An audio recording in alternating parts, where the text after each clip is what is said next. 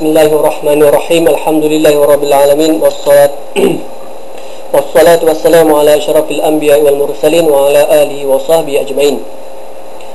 Okey, kita sambung untuk sesi yang ke-8 dalam diskusi Fajar Faraid. Okey, penghalangan, bab penghalangan ataupun al-hajbu. Ke surat 38. Okey, kita terus masuk pada halangan terus, halang terus. Yang kedua tu hajbu hirman, Sebab apa? Sebab yang halang kurang tu hajbu nuksan kita dah terangkan dalam ashabul furud tadi, itu adalah hajbu an-nuksan. Okey, hajbu hirman, halang terus.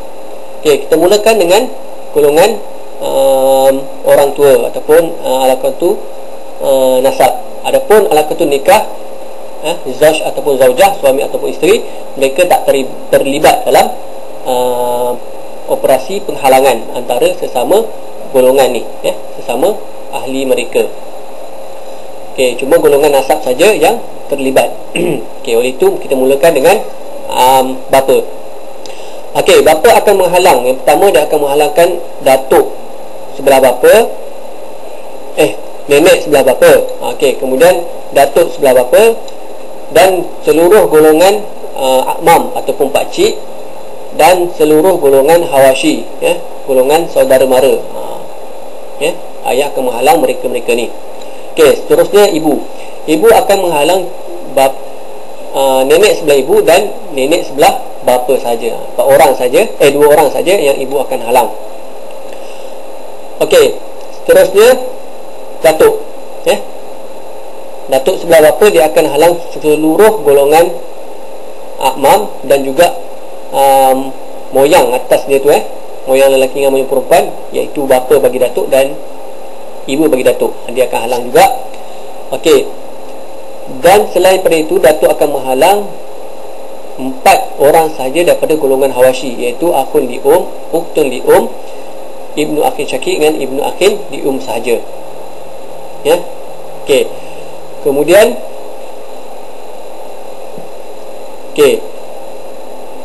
anak lelaki, dia akan menghalang yang pertama cucu lelaki, yang kedua cucu perempuan, dan seterusnya golongan hawashi seluruhnya, dan yang terakhir golongan pakcik semua sekali. Okey, kemudian anak perempuan. Anak perempuan akan menghalang saudara lelaki seibu dan saudara perempuan seibu, dua orang ni. Dan juga ketika bentun ataupun anak perempuan ni 2 orang atau lebih, dia akan menghalang cucu perempuan, dia akan menghalang cucu perempuan. Sebab apa? Dah cukup 2/3. Okey, seterusnya cucu lelaki, dia akan menghalang keseluruhan golongan hawashi dan golongan akmam. Okey, kemudian akhun syakik, dia akan menghalang, yang pertama dia akan menghalang akhun li'ab dan juga ukhtun li'ab dan ibnu akhin syakik dan ibnu akhin li'ab, dia akan menghalang 4 orang ni, dan juga dia akan menghalang golongan akmam. Seterusnya akhun li'ab, dia akan menghalang yang pertama sekali anak saudara lelaki kandung, dan anak dia sendiri. Okey, dan juga dia akan menghalang golongan akmam. Okey, seterusnya ibnu akhin syakik akan menghalang ibnu akhin li'ab dan juga golongan akmam, dan yang terakhir ibnu akhin li'ab akan menghalang seluruh golongan akmam. Okey, kemudian ukhtun syakikah. Ukhtun syakikah, dia akan menghalang ketika dia 2 orang ataupun lebih, dia akan menghalang ukhtun li'ab, dia akan menghalang ukhtun li'ab. Okey, kemudian ukhtun syakikah, ketika dia asabah mal ghairi, sama ada dengan bintun ataupun dengan bintu ibn, dia akan menghalang, dia akan seolah-olah menggantikan akhun syakik. Oleh itu dia akan menghalang akhun li'ab, ukhtun li'ab, ibnu akhin syakik dengan ibnu akhin li'ab.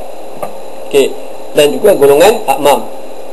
Okey, ukhtun li'ab, dia akan menghalang ketika dia asabah mal ghairi sama bintun ataupun bintu ibn akan menghalang, dia akan menggantikan akhul li'ab lah. Ketika akhul li'ab tiada, dia akan menggantikan akhul li'ab, akan menghalang ibnu akhin syakik dan ibnu akhin li'ab dan kullu a'mam. Okey. Jadi kaedah dia dalam golongan hawashi ni, mana-mana golongan saudara mara ataupun hawashi dalam keadaan asabah menghalang golongan pakcik, tak kira lah asabah minaksi ke, asabah bil wairi ke, asabah mal wairi ke, maka mereka ni akan menghalang seluruh golongan a'mam. Okey, kita pergi pula pada golongan a'mam. Okey, ammu syakik dia akan menghalang ammu li'ab, ibnu ammu syakik dan ibnu ammi li'ab.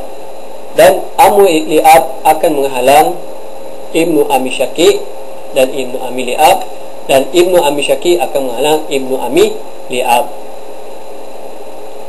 Okey, kita sambung untuk sesi yang ke-9, iaitu dalam tajuk pengiraan. Dalam tajuk pemahaman kita dah habis dah. Okey, insya-Allah kita akan sambung dalam tajuk pengiraan. Wallahu a'lam.